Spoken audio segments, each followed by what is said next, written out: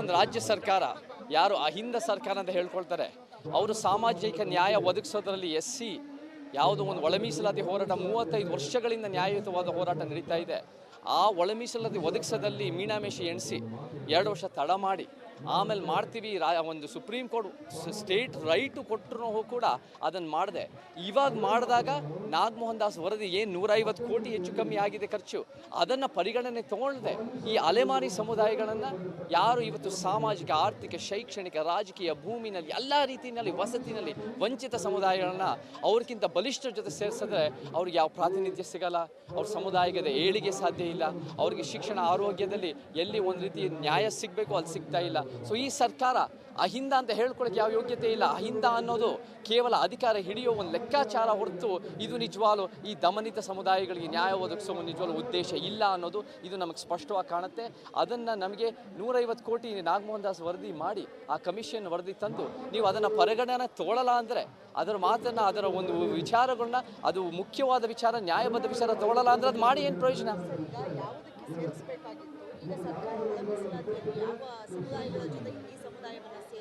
ಈ ಸಮುದಾಯ ಒಂದು SC 49ರಿಂದ 59 ಸಮುದಾಯಗಳು SCನಲ್ಲಿರೋರು ಪ್ರತ್ಯೇಕವಾದ ಅವ್ರದ್ದೇ ಆದ ಮೀಸಲಾತಿ ಒದಗಿಸ್ಬೇಕು. ಅಂದರೆ ಏನು SC ಲೆಫ್ಟ್ ಅನ್ನೋದು ಅವರು 6% ಕೊಟ್ಟಿದ್ದಾರೆ, SC ರೈಟಿಗೆ 6% ಕೊಟ್ಟಿದ್ದಾರೆ, SC ಒಂದು ಏನು ಸ್ಪರ್ಶ ಸಮುದಾಯಗಳಿಗೆ 5% ಕೊಟ್ಟಿದ್ದಾರೆ, ಅವ್ರಿಗೆ ಒಂದು ಸ್ಪರ್ಶ ಸಮುದಾಯಗಳಿಗೆ 4 ಕೊಟ್ಟು ಇಲ್ಲಿ 1 ಅನ್ನೋದನ್ನು ಪ್ರತ್ಯೇಕವಾಗಿ ಇಡೋದು ಅದು ಒಂದು ನ್ಯಾಯಯುತವಾಗಿ ನಮಗೆ ಕಾಣುತ್ತೆ. ಬಟ್ ನಮಗೇನಾಗ್ಬಿಟ್ಟಿದೆ ಅಂದರೆ ಈ ರೀತಿ ಸಾಮಾಜಿಕ ನ್ಯಾಯದ ಪರಿಕಲ್ಪನೆಯೇ ಅರ್ಥ ಆಗಿಲ್ಲ ಈ ನಮ್ಮ ಮುಖ್ಯಮಂತ್ರಿ ಅವರಿಗೆ, ಅಲ್ಲಿ ಮಂತ್ರಿ ಮಂಡಳಿಗೆ. ಎಲ್ಲೋ ಒಂದು ಕಡೆ ಏನು ಅವ್ರಿಗೆ ರಾಜಕೀಯವಾಗಿ ಅವಕಾಶವಾದಿತನದಿಂದ ಏನು ಸೇರಿಸ್ಕೊಂಡ್ಬಿಡ್ತೀವಿ ಅನ್ನೋ ರೀತಿಯಲ್ಲಿ ಎಲ್ಲರಿಗೂ ಸರಿ ಹೋಗೋದು, ಯಾರು ಜೋರಾಗಿ ಕೂಗ್ತಾರೋ, ಜನ ಪ್ರಾಬಲ್ಯ ಇದೆಯೋ ಅವ್ರ ಪರವಾಗಿ ಅವ್ರು ನಿಂತಿರೋ ಹೊರತು ನಿಜವಾಗ್ಲೂ ಅನ್ಯಾಯ ಆಗಿರೋರು ಈ ವ್ಯವಸ್ಥಿತವಾದ ಅನ್ಯಾಯ ಇದು ನಮಗೆ ಇದು ಶತ್ರುನೇ ಈ ಅಸಮಾನತೆ ಮತ್ತು ಅನ್ಯಾಯದಲ್ಲಿ ಕೂಡಿರೋ ವ್ಯವಸ್ಥೆ. ಈ ವ್ಯವಸ್ಥೆ ಭಾಳ ದೊಡ್ಡ ಪ್ರಮಾಣದಲ್ಲಿ ನಮ್ಮ ಅಲೆಮಾರಿ ಸಮುದಾಯಕ್ಕೆ ಅನ್ಯಾಯ ಮಾಡಿದೆ. ಅಲೆಮಾರಿ ಸಮುದಾಯದಲ್ಲಿ ಬದುಕು ಭಾಳ ಬಡತನ ಇರ್ಬೋದು, ಆದರೆ ಅವ್ರ ಸಾಂಸ್ಕೃತಿಕ ಜೀವನ, ಅವರ ಭಾಷೆಯ ಜೀವನ ಭಾಳ ಶ್ರೀಮಂತ ಆಗಿದೆ. ಆ ವಿಚಾರಗಳು ನಮ್ಮ ಕರ್ನಾಟಕದ ಹೆಮ್ಮೆ. ಆ ವಿಚಾರಗಳು ಬೆಳೆಸೋ ಜೊತೆ ಅವರ ಬದುಕನ್ನು ಬೆಳೆಸಿದ್ರೆ ಕರ್ನಾಟಕಕ್ಕೆ ನಿಜವಾಗ್ಲೂ ಒಂದು ಉತ್ತಮವಾದ ಆದರ್ಶವಾದ ಕರ್ನಾಟಕ ಆಗೋ ಸಾಧ್ಯತೆಗಳಿದೆ. ಆ ಕೆಲಸನ ಈ ರಾಜ್ಯ ಸರ್ಕಾರ ಭಾಳ ಗಂಭೀರವಾಗಿ ತೊಗೊಂಡು ಈ ಒಂದು 1% ಅನ್ನೋದು ಮಿನಿಮಲ್ಲನ್ನು ಈ ಒಂದು 49ರಿಂದ 59 ಅಲೆಮಾರಿ ಸಮುದಾಯಗಳಿಗೆ ಒದಗಿಸಬೇಕು ಅನ್ನೋ ಭಾಳ ಗಟ್ಟಿ ಹೋರಾಟ ಇದೆ. ನಾನು ಕೂಡ ಈ ಸಮುದಾಯಗಳ ಜೊತೆ 8 ವರ್ಷಗಳಿಂದ ಕೆಲಸ ಮಾಡ್ತಾ ಇದ್ದೀನಿ. ಇವತ್ತಿಗೂ ಸಹ ಈ 49ರಿಂದ 59 ಅಲೆಮಾರಿ ಸಮುದಾಯಗಳ SCನಲ್ಲಿ ಗುಡಿಸಲು ಬದುಕ್ತಾ ಇದ್ದಾರೆ. ಇವತ್ತಿಗೂ ಕೂಡ ಎಷ್ಟು ಒಂದು ಎಲ್ಲ ರೀತಿ ವಂಚಿತ ಸಮುದಾಯಗಳು ನಾನು ನೋಡಿದ್ರೇ ಕಣ್ಣಲ್ಲಿ ಪ್ರತಿಯೊಬ್ಬರಿಗೂ ನೀರು ಬರುತ್ತೆ. ನಾವು ಈ ಸಮುದಾಯಗಳು ಎಲ್ಲರೂ ನಿಂತ್ಕೊಂಡು ಮನುಷ್ಯರಾಗಿ ನಾವು ಸಮಾಜದ ಸಂವಿಧಾನ ಎತ್ತಿಡಿಯೋರಾಗಿ ಅವ್ರಿಗೆ ನ್ಯಾಯ ಒದಗಿಸೋ ಕೆಲಸ ಆಗಬೇಕು. ಈ ರಾಜ್ಯ ಸರ್ಕಾರ ನಮಗೆ ಭಾಳ ಈ ಪರೀಕ್ಷೆಯಲ್ಲಿ ಫೇಲ್ ಆಗಿದೆ.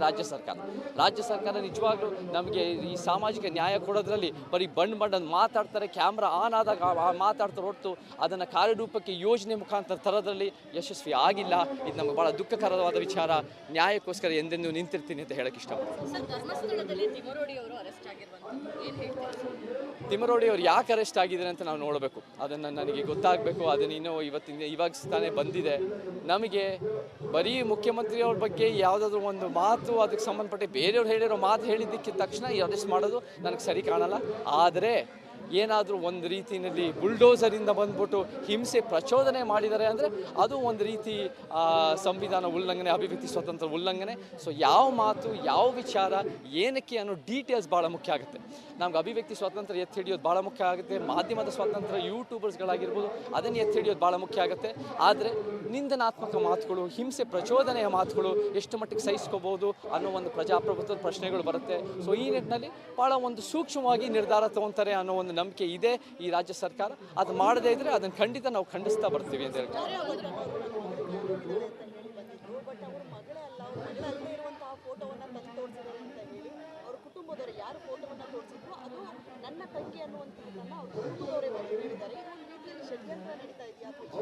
ಇದು ಷಡ್ಯಂತ್ರ ಅನ್ನೋಕ್ಕಿಂತ ನಮಗೆ ಕೆಲವು ಒಂದೊಂದು ರೀತಿಯಲ್ಲಿ ಪ್ರತಿ ಒಂದು ಕೇಸು ಒಂದೊಂದು ರೀತಿಯಲ್ಲಿ ನೋಡಬೇಕು.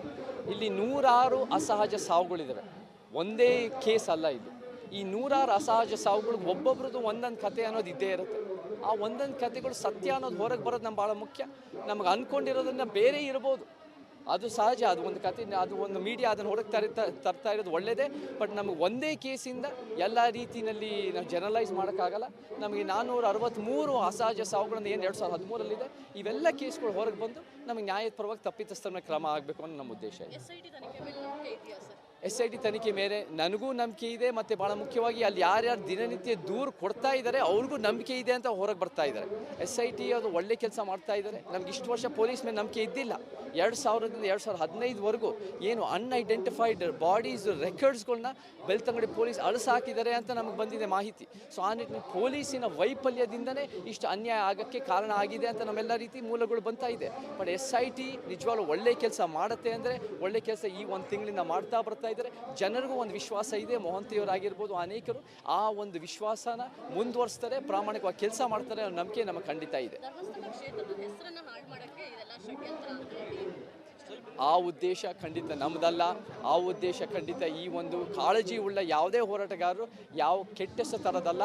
ನಿಜವಾಗ್ಲೂ ಧರ್ಮಸ್ಥಳದಲ್ಲಿರೋ ಜನರಿಗೆ ಧರ್ಮಸ್ಥಳದ ಒಳ್ಳೆಯ ಹೆಸರು ವಾಪಸ್ ತರಕ್ಕೆ, ಧರ್ಮಸ್ಥಳ ಏನೋ ಒಂದು ರೀತಿ ತಪ್ಪುಗಳು ಆಗಿರಬಹುದು ಅನ್ನೋದನ್ನು ಹೊರಗೆ ತಂದು ಸತ್ಯದ ಪರವಾಗಿ, ನ್ಯಾಯದ ಪರವಾಗಿ ತಪ್ಪಿತಸ್ಥರ ಮೇಲೆ ಕ್ರಮ ಆಗೋದು ಉದ್ದೇಶ ಇರಬೇಕು ಹೊರತು ಯಾರ ಹೆಸರು ಕೆಟ್ಟದಲ್ಲ, ಯಾವ ಒಂದು ಕುಟುಂಬದ ವಿರುದ್ಧ ಅಲ್ಲ, ಯಾವ ಒಂದು ಧರ್ಮದ ವಿರುದ್ಧ ಅಲ್ಲ.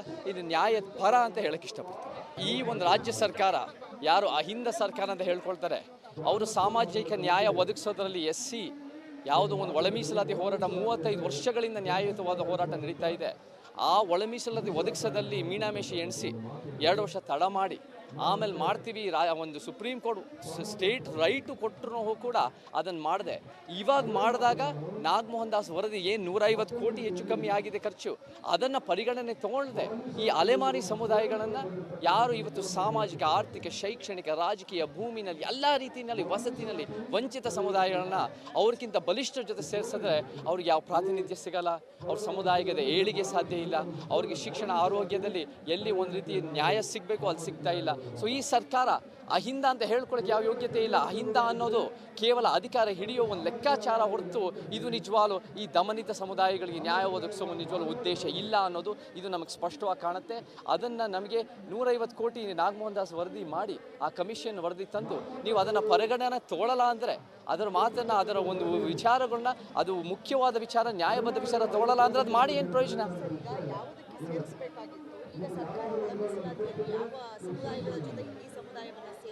ಈ ಸಮುದಾಯ ಒಂದು SC 49ರಿಂದ 59 ಸಮುದಾಯಗಳು SCನಲ್ಲಿರೋರು ಪ್ರತ್ಯೇಕವಾದ ಅವ್ರದ್ದೇ ಆದ ಮೀಸಲಾತಿ ಒದಗಿಸ್ಬೇಕು.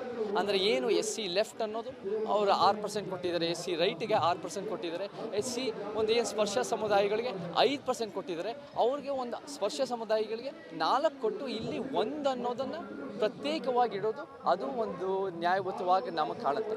ಬಟ್ ನಮಗೇನಾಗ್ಬಿಟ್ಟಿದೆ ಅಂದರೆ ಈ ರೀತಿ ಸಾಮಾಜಿಕ ನ್ಯಾಯದ ಪರಿಕಲ್ಪನೆಯೇ ಅರ್ಥ ಆಗಿಲ್ಲ ಈ ನಮ್ಮ ಮುಖ್ಯಮಂತ್ರಿಯವರಿಗೆ, ಅಲ್ಲಿ ಮಂತ್ರಿ ಮಂಡಳಿಗೆ. ಎಲ್ಲೋ ಒಂದು ಕಡೆ ಏನು ಅವ್ರಿಗೆ ರಾಜಕೀಯವಾಗಿ ಅವಕಾಶವಾದಿತನದಿಂದ ಏನು ಸೇರಿಸ್ಕೊಂಡ್ಬಿಡ್ತೀವಿ ಅನ್ನೋ ರೀತಿಯಲ್ಲಿ ಎಲ್ಲರಿಗೂ ಸರಿ ಹೋಗೋದು, ಯಾರು ಜೋರಾಗಿ ಕೂಗ್ತಾರೋ, ಜನ ಪ್ರಾಬಲ್ಯ ಇದೆಯೋ ಅವ್ರ ಪರವಾಗಿ ಅವ್ರು ನಿಂತಿರೋ ಹೊರತು ನಿಜವಾಗ್ಲೂ ಅನ್ಯಾಯ ಆಗಿರೋರು, ಈ ವ್ಯವಸ್ಥಿತವಾದ ಅನ್ಯಾಯ ಇದು ನಮಗೆ ಇದು ಶತ್ರುನೇ ಈ ಅಸಮಾನತೆ ಮತ್ತು ಅನ್ಯಾಯದಲ್ಲಿ ಕೂಡಿರೋ ವ್ಯವಸ್ಥೆ. ಈ ವ್ಯವಸ್ಥೆ ಭಾಳ ದೊಡ್ಡ ಪ್ರಮಾಣದ ನಮ್ಮ ಅಲೆಮಾರಿ ಸಮುದಾಯಕ್ಕೆ ಅನ್ಯಾಯ ಮಾಡಿದೆ. ಅಲೆಮಾರಿ ಸಮುದಾಯದಲ್ಲಿ ಬದುಕು ಭಾಳ ಬಡತನ ಇರ್ಬೋದು, ಆದರೆ ಅವ್ರ ಸಾಂಸ್ಕೃತಿಕ ಜೀವನ, ಅವರ ಭಾಷೆಯ ಜೀವನ ಭಾಳ ಶ್ರೀಮಂತ ಆಗಿದೆ. ಆ ವಿಚಾರಗಳು ನಮ್ಮ ಕರ್ನಾಟಕದ ಹೆಮ್ಮೆ. ಆ ವಿಚಾರಗಳು ಬೆಳೆಸೋ ಜೊತೆ ಅವರ ಬದುಕನ್ನು ಬೆಳೆಸ್ತದೆ ಕರ್ನಾಟಕಕ್ಕೆ ನಿಜವಾಗ್ಲೂ ಒಂದು ಉತ್ತಮವಾದ ಆದರ್ಶವಾದ ಕರ್ನಾಟಕ ಆಗೋ ಸಾಧ್ಯತೆಗಳಿದೆ. ಆ ಕೆಲಸನ ಈ ರಾಜ್ಯ ಸರ್ಕಾರ ಭಾಳ ಗಂಭೀರವಾಗಿ ತೊಗೊಂಡು ಈ ಒಂದು 1% ಅನ್ನೋದು ಮಿನಿಮಲ್ಲನ್ನು ಈ ಒಂದು 49ರಿಂದ 59 ಅಲೆಮಾರಿ ಸಮುದಾಯಗಳಿಗೆ ಒದಗಿಸಬೇಕು ಅನ್ನೋ ಭಾಳ ಗಟ್ಟಿ ಹೋರಾಟ ಇದೆ. ನಾನು ಕೂಡ ಈ ಸಮುದಾಯಗಳ ಜೊತೆ 8 ವರ್ಷಗಳಿಂದ ಕೆಲಸ ಮಾಡ್ತಾ ಇದ್ದೀನಿ. ಇವತ್ತಿಗೂ ಸಹ ಈ 49ರಿಂದ 59 ಅಲೆಮಾರಿ ಸಮುದಾಯಗಳ SCನಲ್ಲಿ ಗುಡಿಸಲು ಬದುಕ್ತಾ ಇದ್ದಾರೆ. ಇವತ್ತಿಗೂ ಕೂಡ ಎಷ್ಟು ಒಂದು ಎಲ್ಲ ರೀತಿ ವಂಚಿತ ಸಮುದಾಯಗಳು ನಾನು ನೋಡಿದ್ರೇ ಕಣ್ಣಲ್ಲಿ ಪ್ರತಿಯೊಬ್ಬರಿಗೂ ನೀರು ಬರುತ್ತೆ. ನಾವು ಈ ಸಮುದಾಯಗಳು ಎಲ್ಲರೂ ನಿಂತ್ಕೊಂಡು ಮನುಷ್ಯರಾಗಿ ನಾವು ಸಮಾಜದ ಸಂವಿಧಾನ ಎತ್ತಿಡಿಯೋರಾಗಿ ಅವ್ರಿಗೆ ನ್ಯಾಯ ಒದಗಿಸೋ ಕೆಲಸ ಆಗಬೇಕು. ಈ ರಾಜ್ಯ ಸರ್ಕಾರ ನಮಗೆ ಭಾಳ ಈ ಪರೀಕ್ಷೆಯಲ್ಲಿ ಫೇಲ್ ಆಗಿದೆ. ರಾಜ್ಯ ಸರ್ಕಾರ ನಿಜವಾಗ್ಲೂ ನಮಗೆ ಈ ಸಾಮಾಜಿಕ ನ್ಯಾಯ ಕೊಡೋದ್ರಲ್ಲಿ ಬರೀ ಬಣ್ಣ ಮಾತಾಡ್ತಾರೆ, ಕ್ಯಾಮ್ರಾ ಆನ್ ಆದಾಗ ಮಾತಾಡ್ತಾರೆ ಹೊರತು ಅದನ್ನು ಕಾರ್ಯರೂಪಕ್ಕೆ ಯೋಜನೆ ಮುಖಾಂತರ ತರೋದ್ರಲ್ಲಿ ಯಶಸ್ವಿ ಆಗಿಲ್ಲ. ಇದು ನಮಗೆ ಭಾಳ ದುಃಖಕರವಾದ ವಿಚಾರ. ನ್ಯಾಯಕ್ಕೋಸ್ಕರ ಎಂದೆಂದೂ ನಿಂತಿರ್ತೀನಿ ಅಂತ ಹೇಳಕ್ಕೆ ಇಷ್ಟಪಡ್ತೀನಿ. ತಿಮರೋಡಿ ಅವರು ಯಾಕೆ ಅರೆಸ್ಟ್ ಆಗಿದ್ದಾರೆ ಅಂತ ನಾವು ನೋಡಬೇಕು, ಅದನ್ನು ನನಗೆ ಗೊತ್ತಾಗಬೇಕು. ಅದನ್ನು ಇವಾಗ ತಾನೇ ಬಂದಿದೆ. ನಮಗೆ ಬರೀ ಮುಖ್ಯಮಂತ್ರಿಯವ್ರ ಬಗ್ಗೆ ಯಾವುದಾದ್ರೂ ಒಂದು ಮಾತು ಅದಕ್ಕೆ ಸಂಬಂಧಪಟ್ಟ ಬೇರೆಯವ್ರು ಹೇಳಿರೋ ಮಾತು ಹೇಳಿದ್ದಕ್ಕೆ ತಕ್ಷಣ ಅರೆಸ್ಟ್ ಮಾಡೋದು ನನಗೆ ಸರಿ ಕಾಣಲ್ಲ. ಆದರೆ ಏನಾದರೂ ಒಂದು ರೀತಿಯಲ್ಲಿ ಬುಲ್ಡೋಸರಿಂದ ಬಂದ್ಬಿಟ್ಟು ಹಿಂಸೆ ಪ್ರಚೋದನೆ ಮಾಡಿದ್ದಾರೆ ಅಂದರೆ ಅದು ಒಂದು ರೀತಿ ಸಂವಿಧಾನ ಉಲ್ಲಂಘನೆ, ಅಭಿವ್ಯಕ್ತಿ ಸ್ವಾತಂತ್ರ್ಯ ಉಲ್ಲಂಘನೆ. ಸೊ ಯಾವ ಮಾತು, ಯಾವ ವಿಚಾರ, ಏನಕ್ಕೆ ಅನ್ನೋ ಡೀಟೇಲ್ಸ್ ಭಾಳ ಮುಖ್ಯ ಆಗುತ್ತೆ. ನಮ್ಗೆ ಅಭಿವ್ಯಕ್ತಿ ಸ್ವಾತಂತ್ರ್ಯ ಎತ್ತಿ ಹಿಡಿಯೋದು ಭಾಳ ಮುಖ್ಯ ಆಗುತ್ತೆ. ಮಾಧ್ಯಮದ ಸ್ವಾತಂತ್ರ್ಯ, ಯೂಟ್ಯೂಬರ್ಸ್ಗಳಾಗಿರ್ಬೋದು, ಅದನ್ನು ಎತ್ತಿ ಹಿಡಿಯೋದು ಭಾಳ ಮುಖ್ಯ ಆಗುತ್ತೆ. ಆದರೆ ನಿಂದನಾತ್ಮಕ ಮಾತುಗಳು, ಹಿಂಸೆ ಪ್ರಚೋದನೆಯ ಮಾತುಗಳು ಎಷ್ಟು ಮಟ್ಟಿಗೆ ಸಹಿಸ್ಕೋಬೋದು ಅನ್ನೋ ಒಂದು ಪ್ರಜಾಪ್ರಭುತ್ವದ ಪ್ರಶ್ನೆಗಳು ಬರುತ್ತೆ. ಸೊ ಈ ನಿಟ್ಟಿನಲ್ಲಿ ಭಾಳ ಒಂದು ಸೂಕ್ಷ್ಮವಾಗಿ ನಿರ್ಧಾರ ತೊಗೊತಾರೆ ಅನ್ನೋ ಒಂದು ನಂಬಿಕೆ ಇದೆ ಈ ರಾಜ್ಯ ಸರ್ಕಾರ. ಅದು ಮಾಡದೇ ಇದ್ದರೆ ಅದನ್ನು ಖಂಡಿತ ನಾವು ಖಂಡಿಸ್ತಾ ಬರ್ತೀವಿ ಅಂತ ಹೇಳ್ತಾರೆ.